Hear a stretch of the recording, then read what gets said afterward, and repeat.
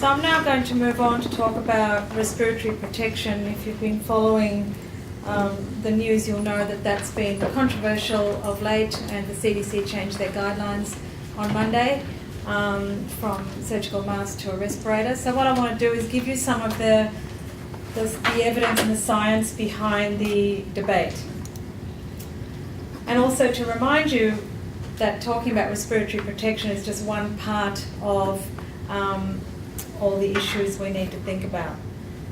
So, and also there's the occupational health pyramid where we look at removal of hazard and so on. So, you know, there needs to be an occupational health assessment, and then when you get to infection control, there's many steps, you know, removing the worker from the hazard.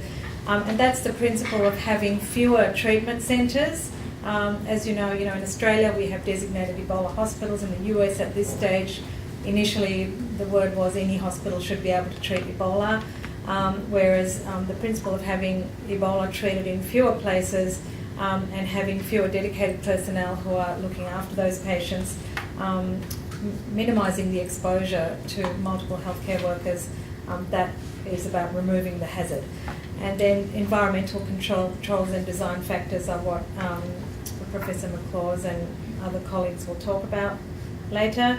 Drugs and vaccines. Now vaccines may be available in a year, who knows, but everyone who knows about epidemiology and disease control knows it's very similar to pandemic influenza. You can't rely on the vaccine to bring the epidemic under control, because by the time the vaccine's available, the disease is going to have escalated much, much more. So really,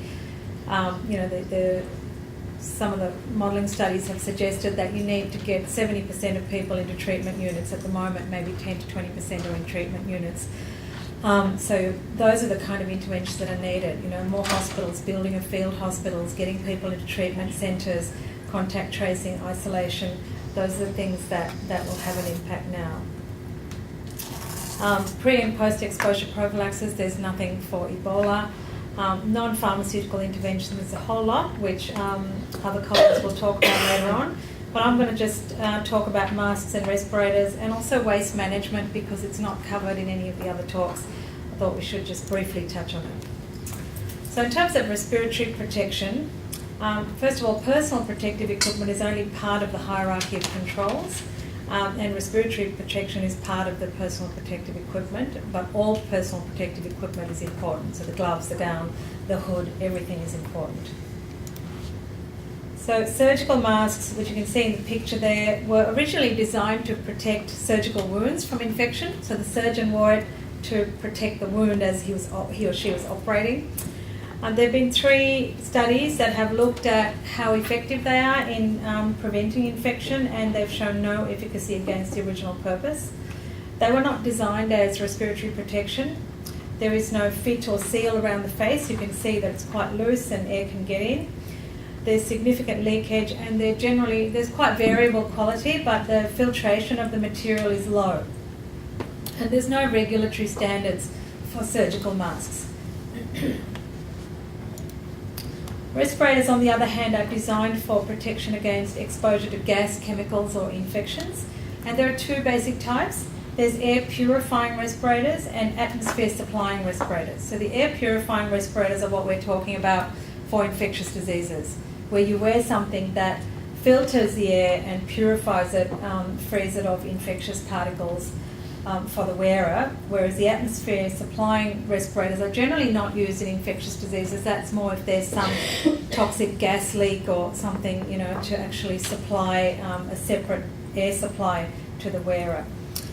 So of the air purifying respirators, they can be disposable filtering facepiece half mask respirators, which are the common N95 respirators, or P2 in Australia. Then there are reusable, either half mask or full mask, elastomeric respirators, powered air purifying respirators, PAPA, which you might have heard about, which the CDC guidelines now include in their recommendations. And those require cartridges and batteries. The link there to the OSHA website is quite a good one if you want to look at more detail about the types of respirators. These are just some pictures of the types of respirators. So here you can see the powered air purifying respirator. It's a hood, so there's nothing over the face, and there's the battery pack and the power at the back. The full face respirator there, and a half face elastomeric respirator, and then a disposable N95, which you can see it's sealed around the face, and it's got a bridge over the nose, a bridge piece that keeps that fit. For respirators, there is an assigned protection factor, an APF, which is the degree of protection that you get, and it varies. Generally, the lowest APF is for the disposable N95 or P2, followed by the elastomeric respirators, and then the PAPRs have a higher level of APF. These are just some pictures of the atmosphere supplying respirators, which have much higher APFs, but these are not what we're talking about for infectious diseases. So there's various advantages and disadvantages of the different kinds of respirators. The APF is highest for the atmosphere supplying respirators, but as I said, we don't use them in infectious diseases. It's high for the PAPRs and the elastomeric respirators. One of the issues is the PAPRs, the batteries tend to run out. Now, Michelle Barnes put up some of the papers she was referring to was one from a South African outbreak written by Guy Richards, and he said that during that outbreak the batteries would just run out. They had a HEPA filtered hood and a PAPR, and you had to take it off straight away or you'd suffocate. Okay? So the battery running out is an issue. So they also depend on the cartridge, so you need to replace the cartridges. There's the advantage of the PAPR is there's no need for fit testing. It's obviously much more comfortable because you've just got the hood over your head and you can wear it for longer. The elastomeric respirators, the cartridge life is finite. They need to be fit tested and they can be quite uncomfortable. The APF is lower for the disposable N95s and P2s.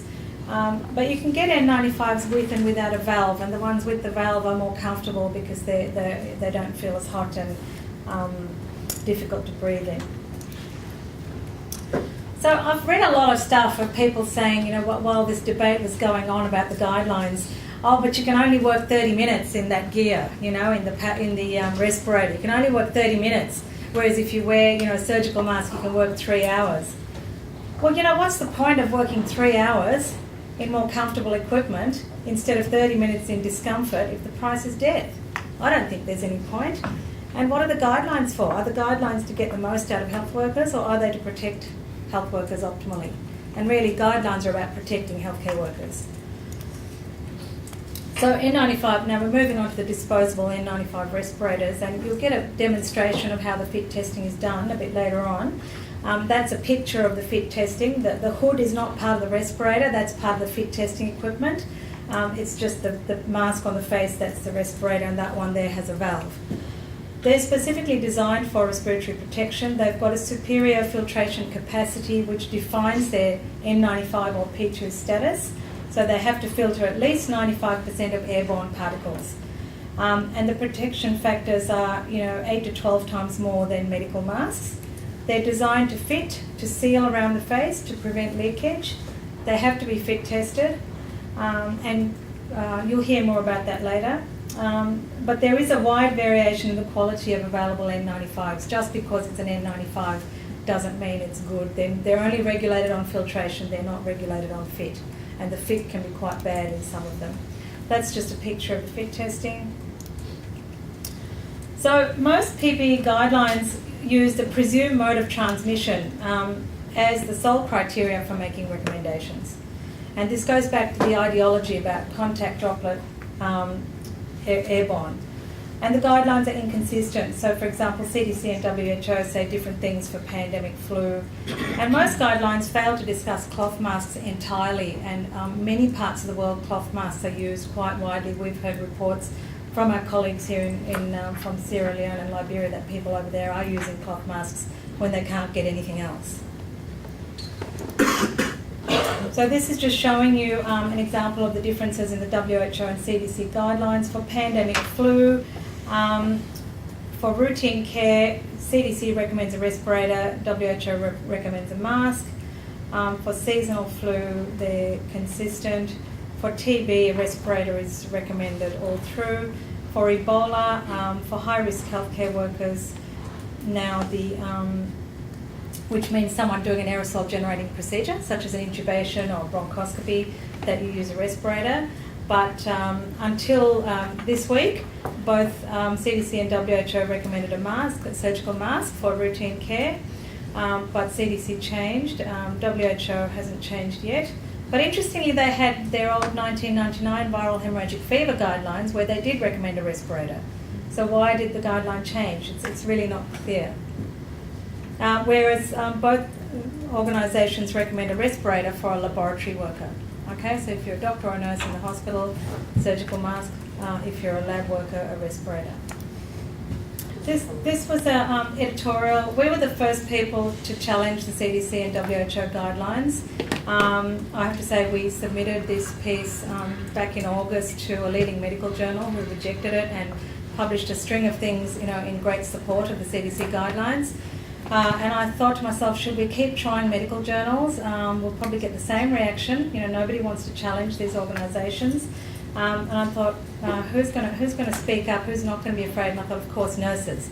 So I contacted a couple of nursing colleagues and said, which journals do you think we might be able to send this to? We sent it to the International Journal of Nursing Studies. They published it, and this is a table from there listing the different guidelines, the inconsistencies. Most of them recommend the higher level of protection for laboratory workers, respirators. The UK recommends respirators for both healthcare workers and lab workers, so they've been consistent. But and MSF, of course, also recommends respirators. But the Australian guidelines, WHO, and many other countries recommend a surgical mask for healthcare workers. So I've already mentioned, we were the first to challenge these guidelines, and there was, quite a bit of censorship of getting this view out there that there was a risk. These were some of the things that were published in support of the CDC guidelines. Patients without Ebola may also inadvertently be harmed because Ebola precautions will be required for all suspected cases, even though malaria and other infections are more likely in patients from West Africa presenting with fever. Using extra gear inflates patients' and caregivers' anxiety levels, increases costs and wastes valuable resources. More insidiously, requiring precautions that exceed the CDC's recommendations fans a culture of mistrust and cynicism about our nation's public health agency. Another paper published in The Lancet, in fact, goggles and masks might not even be necessary to speak with conscious Ebola patients as long as a distance of 1 to 2 metres is maintained. Well, who among you carries a tape measure and knows exactly how far you are from the patient? And what do you do if they have a cardiac arrest? So I'm just going to tell you a little bit of a story about how the guideline changed, and really it was the nurses getting infected in Spain and the US that shifted the momentum, certainly for the CDC guidelines. Initially, both in Spain and the US, the nurses were blamed, saying it was their fault. They had made mistakes with their donning and doffing. And there was an outcry, there was an absolute outcry among the nurses. I published this piece on October the 15th in The Conversation about how nurses are becoming infected. I just went through the 3 possible reasons. One, they are making mistakes with the protocol. 2, the protocol's not good enough. 3, they're getting infected somewhere else. And in that, I put up the then CDC donning and doffing poster and critiqued it. This was just last week. This poster was up there. So it had single gloves, no headgear. It recommended that you you have your single pair of gloves, you remove the first one with one glove, and then you stick your bare finger under the second glove. Now, we know that the glove's going to be the most contaminated part of your PPE, and these patients have huge amounts of bodily fluids, projectile vomiting, bleeding, diarrhea. So that was the conversation piece with the question there about the poster. People started tweeting about it, right? And I found this story, which captured all the tweets. These are some of the tweets here.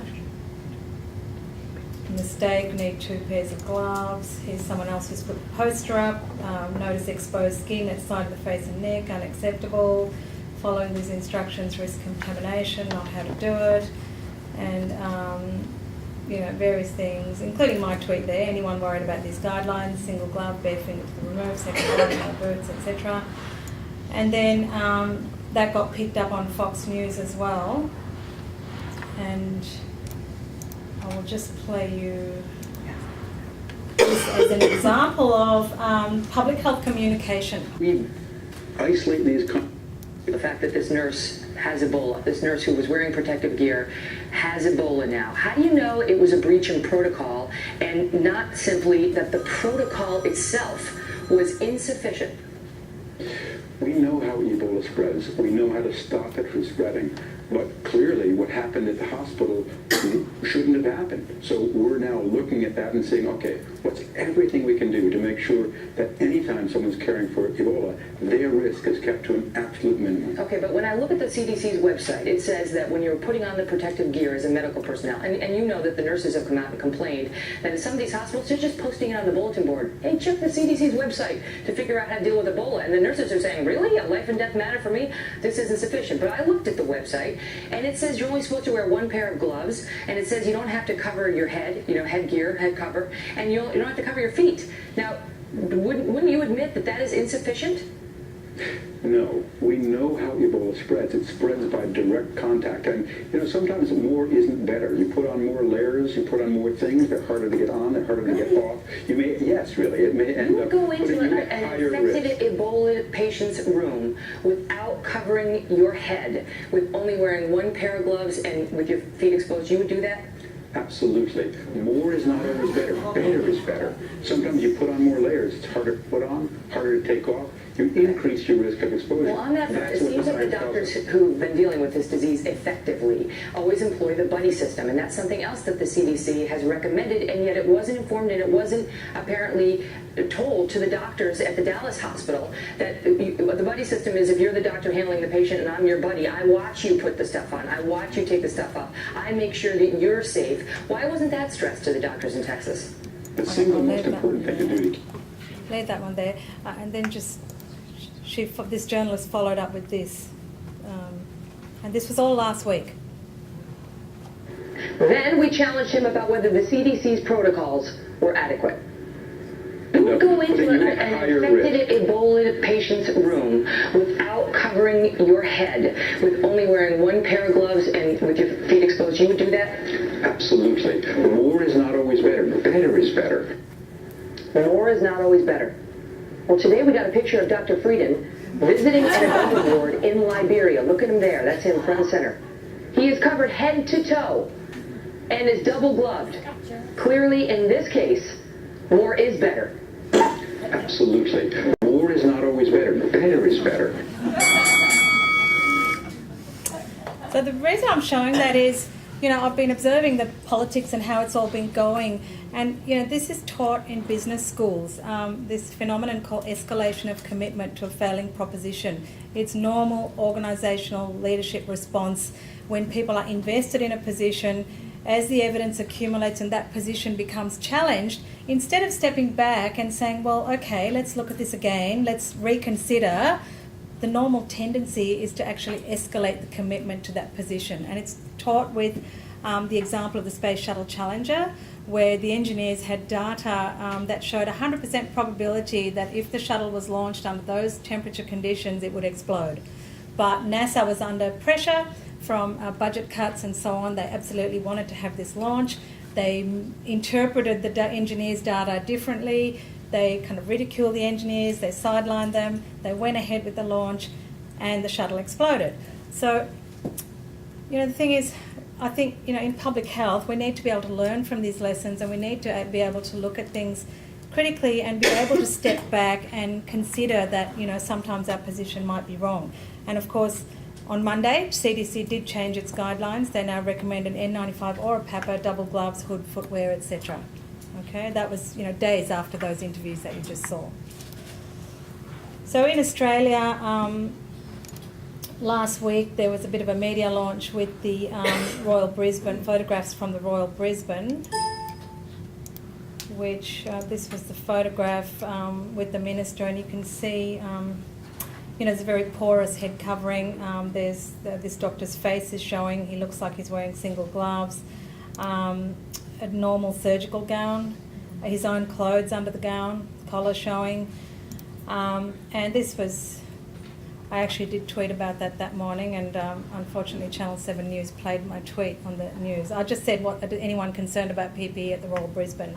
But I have ex-Royal Brisbane. Yeah. Yes, I was screaming at the television when I saw that. But I have to say, you know, I mean, to do a media... Anyway, I won't comment any further on that, but after that media attention in Australia, authorities met to discuss it late last week. The New South Wales Ministry of Health changed their guidelines last Friday. Okay, they now are in line with best practice with the N95 respirators, double gloves, etc. As far as I'm aware, the other jurisdictions haven't followed yet. So what's the... WA has. Sorry, WA has? Excellent. When did that happen? Oh, just in the last couple of days. But Okay. we were talking about it for a while. Okay, well that's great. So what's the evidence? So that there are no clinical trials of PPE in Ebola, okay, and I'd say it would be highly unethical to do a clinical trial. These are the only 4 RCTs in healthcare workers of masks versus respirators. This one's the one by Jacobs is only 32 subjects. Obviously it was non-significant, very small. Medical masks versus controls. There's the Loeb study from Canada, 446 nurses, medical masks versus targeted N95s just when they were doing high-risk procedures or barrier nursing, so not wearing it through the whole shift, and they didn't find any significant difference. And then there's these 2 RCTs which we did, which were very large numbers compared to the other studies done in China, both of which showed N95s to be protective, and we were unable to demonstrate efficacy of the surgical masks. And then we looked at bacterial infections and also saw protection of the N95. That just shows the data from the first RCT. The blue is the control, the red is the surgical mask, the green is the N95 for different outcomes that we measured, okay? Clinical respiratory illness, influenza-like illness, any virus being isolated from the respiratory tract, influenza, and that's the rate of people who had that outcome, who had an infection by those definitions. And you can see that surgical does look better than control. Probably those trials that we did weren't powered enough to pick up efficacy of a surgical mask. It's not of a large enough magnitude to be picked up by those trials, but you'd probably need a much bigger trial to detect the efficacy of a surgical mask, but the N95 clearly looks better. In our second trial, these are the survival curves, and basically, so it's the dotted line at the bottom is the medical mask. The line in the middle is only using the respirator when you're barrier nursing or when you're treating a febrile patient or doing a high-risk procedure. And the top dark line is if you're using the respirator all the time on the shift. And you can see, and you know, higher is better, okay? So you can see the respirators worn through the whole shift were better than targeted, which was better than the surgical mask. So going back to this issue of contact, droplet and airborne, you know, in those trials that we did, the most frequent virus identified in the last trial was RSV, respiratory syncytial virus, which is thought to be mainly contact spread, like Ebola, okay? And it was followed by influenza, which is thought to be mainly droplet spread. And yet, the N95 protected more than the surgical mask. So neither of those viruses are thought to be predominantly airborne, and yet what we call airborne precautions protected better.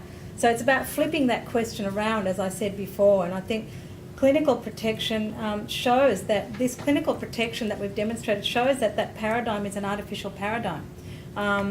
What matters is, and that transmission of infection is more complex than just, you know, droplet airborne contact.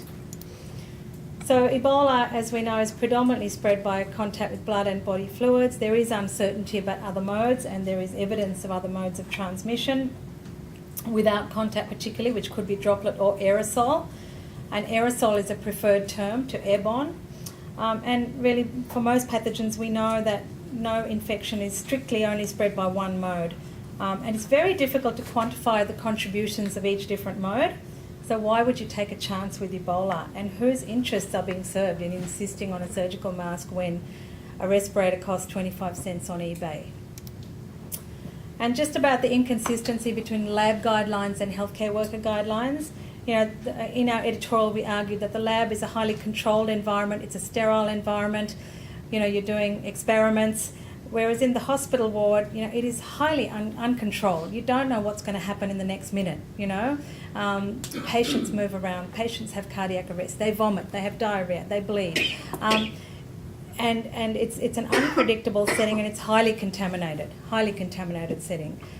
So to me, it seems apparent that the hospital ward is a higher risk, and I've certainly had lab workers after I did the conversation piece contact me and agree and say, look, well, I don't understand why the guidelines are less for healthcare workers when the healthcare setting is more risky. So what should we base guidelines on? We should base them on mode of transmission, whether there's any uncertainty about that. Okay, if there's uncertainty, you've got to use the precautionary principle. We've got to look at the case fatality. This isn't influenza. Planners are kind of falling back to pandemic planning because that's what they know. But pandemic influenza had a case fatality of less than 0.01% actually, whereas we're talking about a case fatality rate that is orders of magnitude higher for Ebola, 50 to 90%. It was 15% overall for SARS. So getting it wrong matters a lot more for Ebola. It doesn't matter as much for influenza. And the consistency, you've really got to have consistent guidelines. It makes no sense to recommend higher levels for lab workers than health workers. They should all be highly protected. You've got to look at what else is there, So for flu, we've got antiviral drugs, we've got vaccines. There's nothing that's proven for Ebola. You've got to also look at the immune status of healthcare workers, their comorbidities, and the observations in the field that the healthcare workers are dying of Ebola. So the precautionary principle should be applied, I think, for a disease with a high case fatality rate, no proven vaccine, uncertainty about transmission, that there's no argument other than to err on the side of caution, and the occupational health and safety of the healthcare worker should be the foremost concern. There's a really interesting piece here by Professor Lisa Brosseau, which talks about the infection control and OH&S, and basically infection control as a discipline has arisen from the patient safety point of view, hasn't had as much focus on healthcare worker safety, whereas OHS is about healthcare worker safety, and what she talks about is a more collaborative approach between infection control and OHS to maximise the benefits and the knowledge and experience of both disciplines. So for Ebola, I think you've got to include a respirator and think about risk in the contact tracing setting. So some of you may be involved in contact tracing, and it's really unclear. It depends on supply as well, but I would be thinking about being cautious in the contact tracing setting because if you're especially contact tracing in families and so on, the households might be contaminated. The other people in the family might be infected. So I think you need to think about PPE in the contact tracing situation. And this is just my personal view. If I was going, I would think about the fact that maybe I'd get cut off from my base. I might be on my own. These are volatile situations, political instability, there's violence, there's, things are not necessarily going to go to plan.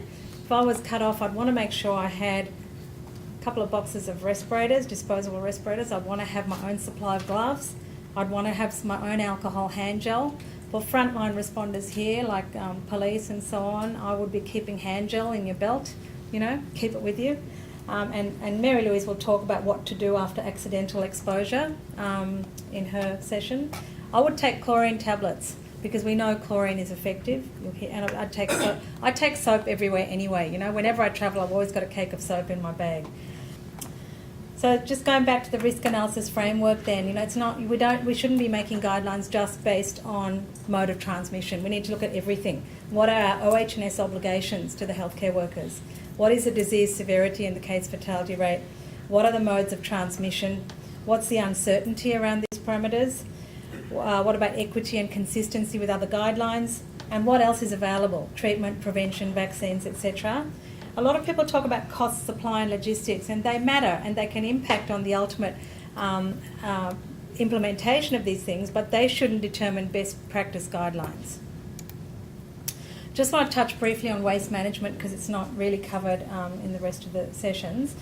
But Ebola waste is an infectious biohazard, and it's a risk. The management of the waste is a risk both for accidental infection of people handling it in the whole chain of disposal, and also deliberate infection. It's been discussed that it needs to be transported securely because, you know, if someone wants to procure the virus for nefarious purposes, they would target the waste truck.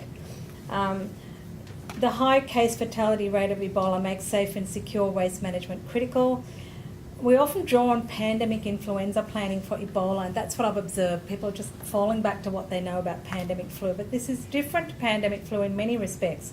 Not just the case fatality rate, but also the fact we've got no vaccines and drugs, and there's a massive logistic challenge around waste management, which frankly in Australia we've never had to deal with ever before.